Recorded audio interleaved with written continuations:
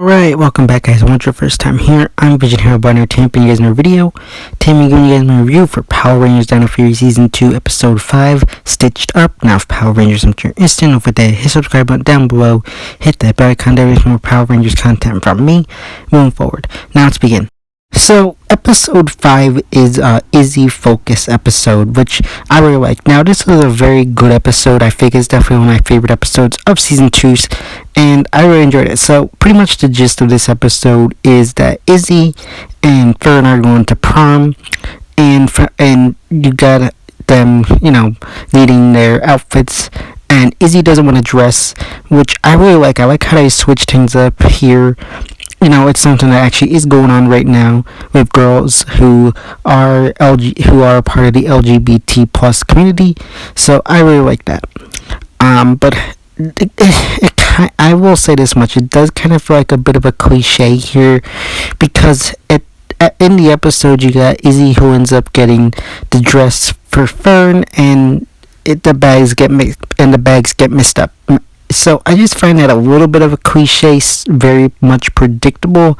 So I didn't really like that as that part of the episode, but I did like this episode for the most part. Meanwhile, you got the thing going on back at Tarek and his group. It's at the beginning of this episode. You got Santaura, who's finally brought back to life, or whatever you want to say, healed, and you got them.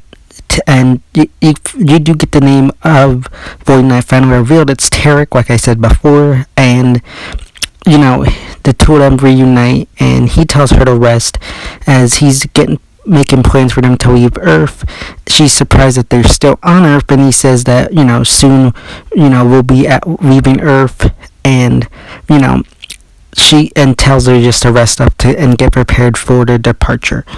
And meanwhile, you got the rest of his group. You got Yukis, who accidentally knocks out or unleashes a sporix from his machine called junkello, who can absorb like old junk parts and spew them out into new pieces. So you got Void Knight, who sees this as a good power, as a way for him to get new pieces to build this new Zord jammer he's making, which is really cool. And he sends out junkello to get the parts he needs, and he also needs to go out himself as well to record some kind of like call, or the power of the Packazord that'll help in blocking using his Zord jammer to block out their ability to call their Zord. So I really like that. But like I said, the Rangers are Izzy throws away the dress after thinking that her mom made it for her. They have to go to the junkyard to try to find it. That's where they run into Junkello. A fight comes out. They end up finding the dress there, but it's ruined. Now, I don't know if the Rangers have it or Tarek and his crew still have it, but why couldn't they just use the fix-it key? I'm going to assume at this point that Tarek probably still has it, because I'm gonna go off that one, because it doesn't seem realistic that he'd return it to the Rangers. So I'm gonna assume he still has it, which makes that impossible to do. But you got Izzy, who goes to her mom to help her, fix up the dress for Fern. And I really like this, because this is where I think the episode is the strongest, because it's revealed that Izzy's mom was very into like fashion and wearing all the best girly clothes, and she always wanted Izzy to do that, and she kind of forced Izzy to take on that role as a kid. And it took her a while to accept who Izzy was, as not her like model that she wanted her, and is more of a tomboyish kind of girl. So I really like that, because it's something that actually goes on in the world right now, with parents struggling to accept their kids when they come out as LGBT plus. So I really like that they touched on that aspect. It was a very nice way to do it, and I think it was a good way that they went about it. Instead of I feel like they didn't shove it down your throats in a way. It was very well done in a way where it was subtle, good, and a good lesson to teach kids. So I really like that. So Izzy and her mom make the dress. The Rangers end up having to go fight Junkello again when Void Knight comes back to finally get the Zord information as the Rangers show up. Junkello grows big, they call on their Zords, call on the Zord. You got Ion, Izzy, and Javi who go out to fight him, but he ends up getting the information he needs and retreating, and the Rangers, like I said, just engage Junkello in this big final Zord fight. Again, it's all stock footage, so not much going on there.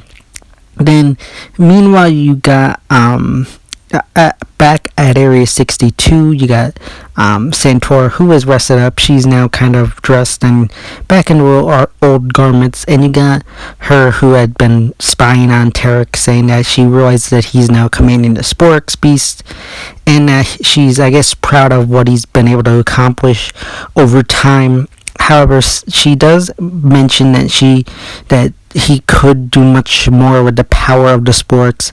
With this power, he could get revenge on the humans for what they did to both of them. So I'm very curious as to see what they to their story getting expanded on what happened to them that she wants revenge on the humans for. I'm very curious about that. However, you got Tarek who says he doesn't need or want revenge. He just wants to leave Earth and never come back. Now, personally, I'm curious to know if this will tie into the whole theory of Tarek and Santaura being Amelia's parents.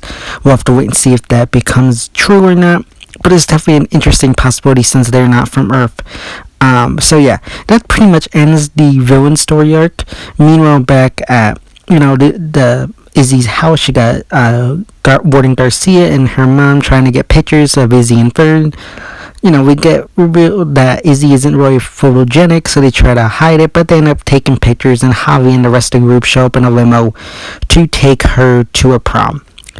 Now, I'm kind of mixed on this one, because I feel like it should have ended on the stuff with Tarek and Santaura, but I understand to an extent why they ended it on the Izzy stuff. I just feel like they somehow should have figured out a way to swap that stuff out.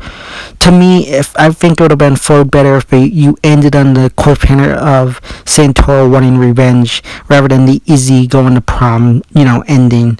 That's just me though. I understand what they're going for in the episode, but I think having that more cliffhangery ending to this episode would have worked a little bit better. But overall, I thought this was a solid episode.